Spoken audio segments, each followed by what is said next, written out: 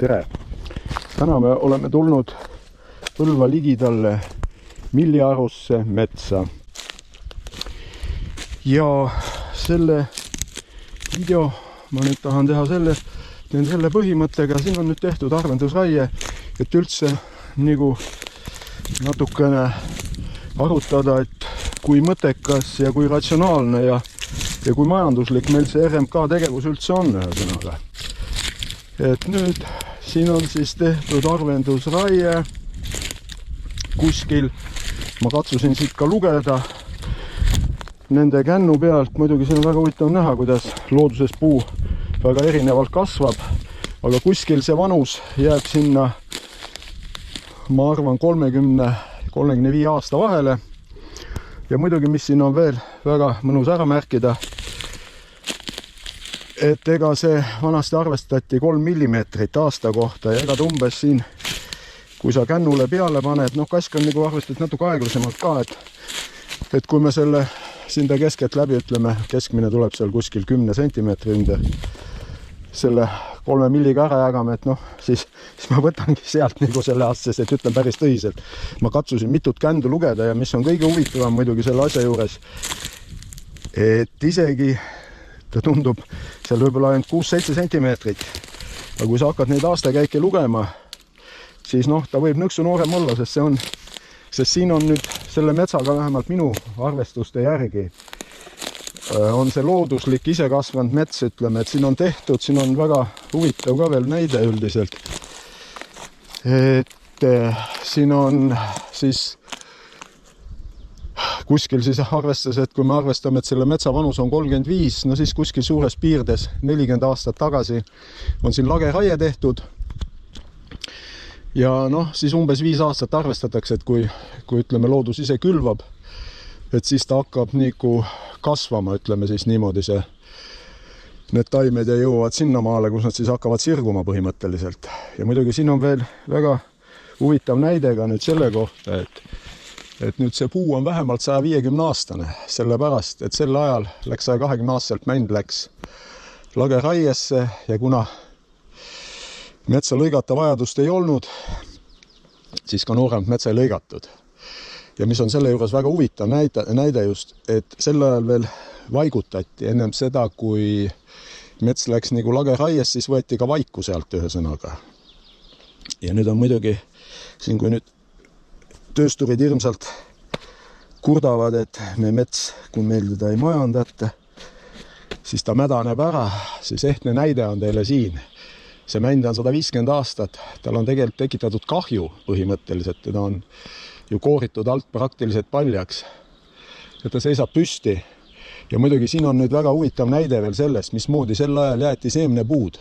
Neid ei jäetud siia troppi, nagu meil praegu näetakse mingisugused 5-60 aastased puud, mis praktiliselt enam seda tulemust ei anna, vaid siia jäeti korralik puu jäeti alles, sest siin ongi ma arvan, silma järgi võttes, järgmine puu, see on nüüd siis ära väsinud lõpuks.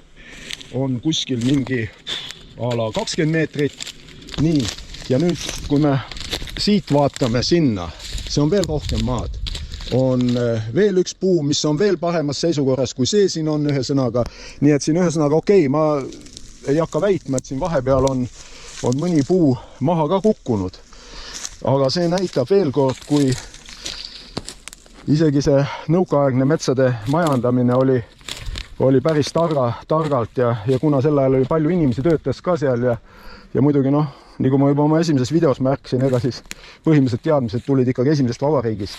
Ja nüüd, kui me jõuamegi just nende vaheraiete juurde, siis sel ajal olid need vanad metsamehed selles suhtes väga skeptilised üldiselt. Okei, ma saan aru, et seal oli üks tegur oli ka selles, et kuna tööjõuga oli probleeme, sest mul onu isa oli metsaülem ja seal 8. keskel oli asi ikka nii hapu, et ta pidi ise saega metsa minema, kuna ei olnud tööjõudu, kuna kolhoosides maksti rohkem ja ei olnud seda töömeest võtta, aga plaanid olid olemas ja need raied tuli kõik korralikult läbi viia.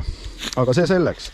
Niivõrd, kuivõrd saab arvesteri lõikamise puhul midagi positiivset olla, siis see on ka jälle nüüd 2 otsaga asi ühesõnaga. Et ilmselt, silma järgi siin, võib muidugi sammudega ära mõõta, et see on umbes siis nõksu 2 3, 4, 5, 6, 7, 8, 10. No piltlikult öeldes ta võib seal mingi 15-20 meetri vahele jääda. On nüüd siis need teed, mis on siia sisse võetud, et siis ilmselt mina ei ole kunagi arvesteriga töötanud ja tema tööpõhimõtet ei tea, aga siis tundub, et siin muidugi paljudes kohtades on see väga kole. Siin ta ei ole otseselt siia siis ütleme siis sellesse metsa ise sisse läinud, et ta on nüüd siis selle vahetee pealt ilmselt siis on ulatanud need siit vahelt need puud välja võtnud ühesõnaga. Et selles suhtes nagu on ta nagu natuke see positiivsuse pool, olgugi, et minu suhtumine arvesteri on endiselt väga negatiivne ja paremal juhul võiks ta ka teha lageraiet ja külma ja kõva maaga. See on puht isiklikult minu arvamus. Aga nüüd, kui me jõuame siis nüüd selle majandamispoole peale, et kui mõistlik siis on teha seda arvendusraiet sellises vanuses. Noh, silt niisuguse arvestuse järgi, noh, ma ei usu, et siit suurt üle 30 tihumeetri hektari pealt siit seda materjali välja tuleb ühesõnaga. Noh, ma ei oska öelda, mis selle materjali hind on. Aga noh, esimesel pilgul ilmselt on tal siiski vähemalt praeguses mõistes mingisugune kasutegur, kas sellest nüüd riigikassasse ehk meile ka midagi jõuab, see on nüüd ise küsimus. Aga noh, mingisugune kontingent saab tööd ja nagu ma aru saan, siis ilmselt RMK-l on ka mingid lepingud, mida ta peab täitma. Aga nagu metsamehe pilgu läbi ma arvan, ma ei nimetaks ennast metsameheks, ma nimetaks ennast Eesti talupojaks, et mina lähtun metsa koha pealt ikkagi see, et inimene looduse vastu ei saa. Ja seda meie esisaad kasutasid õieti ka ära. Sel ajal ei tehtud mingeid vaheraieid. Talumees lihtsalt korjas metsast selle puujupi ära, mis tal läks küttesse ja kui tal oli seal vaja harjavart või midagi teha, ütleme, siis ta võttis ka selle ja lõpuks siis, kui see mets oli, noh, arvestades meie talupalkide jämedust, ikkagi seal vähemalt 100, aga ma arvan ikkagi isegi veel vanem, siis ta läks metsa, valis sealt, ütleme siis talu jaoks see 100 tihu ehk piltlikult öeldes 0,4 kuni 0,5 hektarit välja, mis see läks siis sinna lageraiesse ja selle loodus istutas ise tagasi, et reeglina talumees ise sinna midagi istutanud, sellepärast et lolli tühja tööd ei tehtud sel ajal. Inimene ei teinud seda lihtsalt, et tal ei jätkunud aega ja sel ei olnud mingit mõtet. Aga meie muidugi, noh, ma saan sellest asjast väga hästi aru kõik, miks seda raiet tehakse. Üks asi on see, et väidetakse, et mets hakkab kiiremini kasvama. Tulevikus saame rohkem materjali selles suhtes, ma olen väga skeptiline ja arvan, et ei hakka. Et siin on väga hea näide just praegu, kui ma panin selle tollipulga peale ja hakkasin arvutama siis seda puuvanust. Mina mäletan, kui mina olin, siis rusika reegel oli 3 millimeetrit. See noh, midagi mingil määral olenes metsa kasvupinnast ka. Ja kask ja kuusk, need kasvasid kindlasti natuke kiiremini. Mänd aeglasemalt, ega sellepärast oli ka need vanuselised erinevused olid, et männil oli 120, kuusel 100 ja kasel läks 80, et kui ma õieti mäletan, läks ta nagu raiesse ühesõnaga, et eks igal asjal on ikka omal ajal, kui mingit seadust tehti, seal oli ka loogilised asjad järel ühesõnaga. Aga tänapäeval on meil kuidagi see asi, see lähenemine on väga imelik.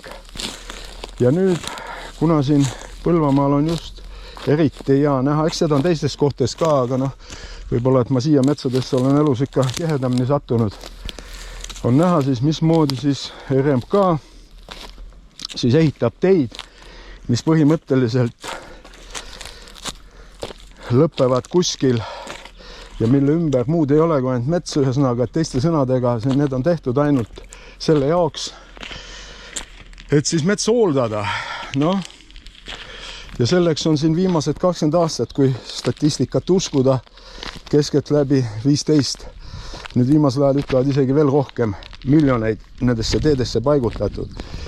Et noh, see on nüüd isiklikult küll minu arvamus, aga noh, kui mul seal YouTube'is on vaatajaid ja siis oleks väga huvitav ka neile kommentaaridele, et kui mõistlik siis see metsade või nende metsateede tegemine on, noh selles suhtes, et kui majanduslik ja üldse see, ütleme, see vaheraiete tegemine ja kui majanduslik see tegelikult on, ühesõnaga, et looduse seisukoha pealt on see kindlasti kahjulik, siin ei ole isegi mingit vaidlust, olgugi, et siin teatud inimesed proovivad teist juttu rääkida, aga noh, looduses paraku on näha meil, kuhu me selle tarkusega jõudnud oleme, ühesõnaga, et see on fakt, aga lihtsalt mind väga huvitab veel, et noh, et mis siis on veel ja võt siin ongi huvitav, et siin on veel osa on jäänud, need siin ongi siis, kunagi on siin puhas mets olnud, sest siin on veel, siin ääres on veel üks puu, siis nüüd kust on seda, üks on vaigutatud, ühesõnaga see näitab, kui pikalt see on võetud ja muidugi siin on veel see asi, et noh, muidugi nende puude vanuste värki kõik vaadates, aga siin on noh, need kooslused on, suured kooslused on, et ilmselt lõigati ikkagi, nagu sel ajal oli, et ei lõigatud niisuguseid kuradi 10 hektarisi kuradi lanke ei võetud maha, ühesõnaga langid võeti ikkagi väiksemad ja selle põhimõttega, et vanem mets jäi ümber, et ta suutis ikkagi selle loodusliku uuenduse anda, et see on noh, see on ka jälle nagu minu jaoks on see muidugi selles suhtes arusaamatu, et ilmselt kuna ma olen laisk inimene ka, siis minu jaoks niisugune kilplasik, mina ütleksin, et see on nagu meil praegu see tehakse seal metsanduses, et see on nagu kilplased vedasid lehma katusele, kuna seal kasvas natuke rohtu, et see võrdub minu jaoks sellega, et põhimõtteliselt lõika natukene vähem, selle võrra on palgi hind kõrgem, lõika need tükid väiksemad, loodus ise paneb asjad paika, nagu ta on tuhandeid aastaid pannud, ei ole probleeme, aga see, et inimene tahab nüüd esimesel pilgul tundub, et saab korraga palju raha, aga tegelikkus on hoopis vastapidi.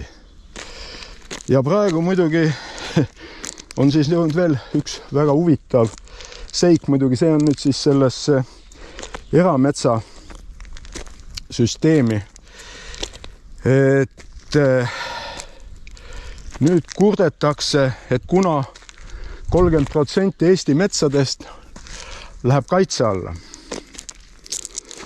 siis noh, need numbrid üldpildis võivad õiged olla ja mina paneks kogu metsakaitse alla juba praegusel momendil, sellepärast et seda vana metsa praktiliselt, kui me vaatame neid arve, mis meil lõigatud on, siis ütleme siis 100 ja vanemat metsa on meil üldse 10-15%.